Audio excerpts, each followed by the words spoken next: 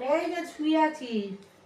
ওই তুই তো এসে আমাকে এই দেখ নেল পালিশ পরিয়ে দিলি হাতে, আমার খুব ভাল লাগছে রে।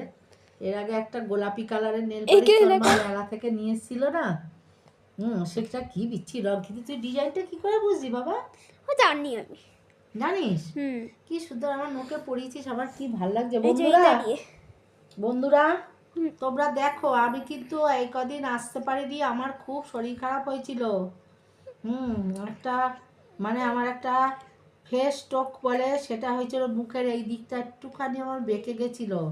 আমার ছোট মেয়ে দেখে, টিনা আগের দিন রাত্রে দেখে ও সব বুঝতে পেরেছে। পরের দিন সকালবেলা উঠে বলছে, মা তুমি, আমি আলু করতে বসেছি, ওকেই আমি বলছিলাম যে তুই রান্না করিস না, ছেলেকে পড়া, আমি তো মাছের ঝোল ভাত করবো। তারপরে আলু কাটতে বসেছি, ও নিচে নেমেই বলছে, দেখি তোমার মুখটা দেখি।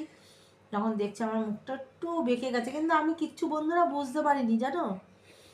আর এই চোখ দুটো বলছে বা বন্ধ করো, তো এই চোখটা, ডান চোখটা বন্ধ হচ্ছিল না। তারপরে সঙ্গে সঙ্গে, হ্যাঁ সে তুই তুলতে পারে তোর।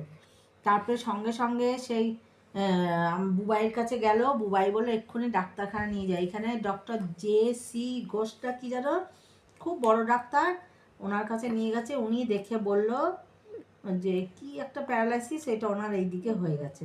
তখন টিনা তো ভয় পেয়ে গেছে। টিনা বলছে, তাহলে ডাক্তারবাবু কোনো বলছে কিচ্ছু ভয় নেই, এটা খুব ঠান্ডা, যারা নিতে পারেনি তাদেরই হচ্ছে, বুকটা একটু বেঁকে যায়, একটার এক্সারসাইজ আছে আর ওষুধ আছে, কারো 2 মাসে কমে, কারো 5 দিনেও কমে যায়। তা বন্ধুরা আমি ব্যায়াম পুরো করেছি, আর ওষুধও পুরো কোর্স সব ওরা কমপ্লিট করেছে। আমি এখন পুরোপুরি, আমাকে দেখে বুঝতে পারছি আমি শুয়ে আছি, কেন টিনা মেয়েকে স্কুলে আনতে গেছে, শুয়ে আছি বলে আমি ভিডিওটা করছি, তোমরা দেখো আমার এই ভিডিওটা।